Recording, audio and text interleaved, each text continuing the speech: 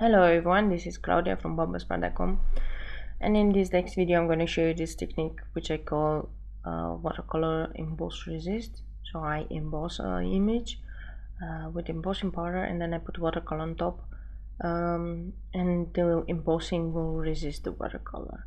It's quite an easy technique and it does give really great results. So if you have any stamps that are just like this one, just lines and very little things to color inside, it will be a nice way to basically color this image by coloring around it, rather than coloring inside the image. I'm using a super fine embossing powder. It's white, and I really like this one because this particular image actually has some quite detailed parts, especially where the main part of the flower is, and I really wanted those ones to be exactly as the stamp is, so I can color inside, because I tried it with different embossing powder that wasn't fine, and it just made a big white blob in the middle, and I really didn't like that because it has some openings there that I wanted some color inside. So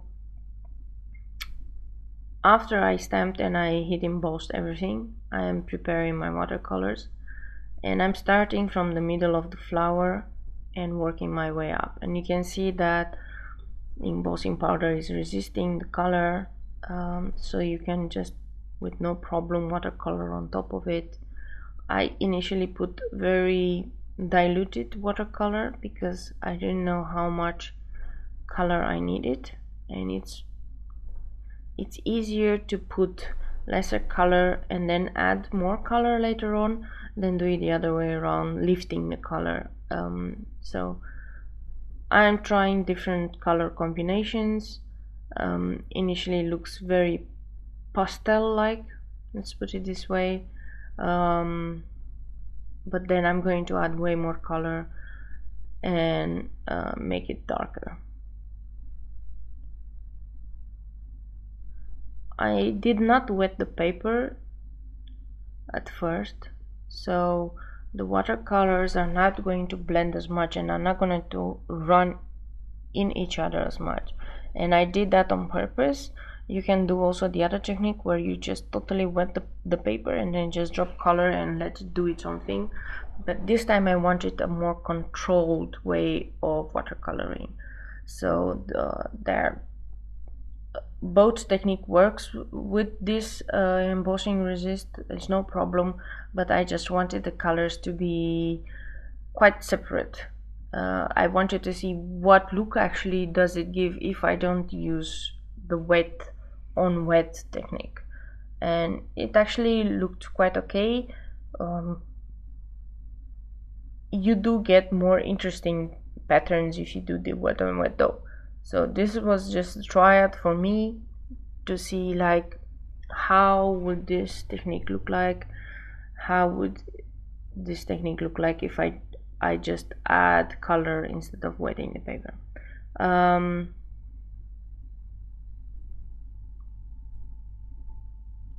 At one point I decided that I wanted some black splatter there, so after I add some more color, I was thinking how would it look if I put some black splatter. So I start doing that, and then I realized that it will look horrible, really horrible, and then I immediately dab the color away, and then I'm going to add some more of the color underneath just to pick up the black that I put. So if you are fast enough, I think you can fix this problem if by mistake you think black splatter would look interesting. While the paper is wet, it's quite easy to lift any color up. So I'm doing that. I'm adding some more water, and with the wet towel I'm just picking up the color. So this way I saved my watercolor piece. It could have been a disaster, of course, but I really didn't want to start all over. So obviously black splatter doesn't really look nice on this particular card. I'm going to blast it a bit with my heat tool to dry up faster because I'm impatient. Try not to blast your part that you embossed. Why? Because the embossing powder will melt again, and then you still have some watercolor on top of the embossing powder, and that can just seep inside. So you don't want to do that. At the end, with a kind of a wet towel, you can always clean up your card and make it white and crisp. And I did that. Now I decided that I really didn't want the entire piece, the entire watercolor piece. I just wanted the part with the flower. So I have this new border stitch dies from, I think is Memory Box, if I'm not mistaken. And I just decided I'm going to do that, and then I'm going to cut another panel that I'm going to put them behind, and my entire card is going to be black. I think these colors, they are so strong that they will work best on a black background.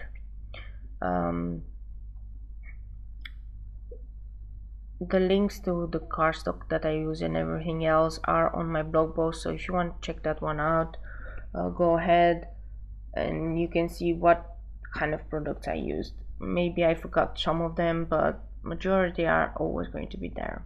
I'm using some, like I said, black cardstock for my base. I'm cutting a 5.5 by 4.25 card, scoring it, and then I'm just going to put those two panels on top of each other on the side. Now I had this happy birthday. This is from a Simon System die, and I realized that I cut it from white cardstock and you really cannot see it.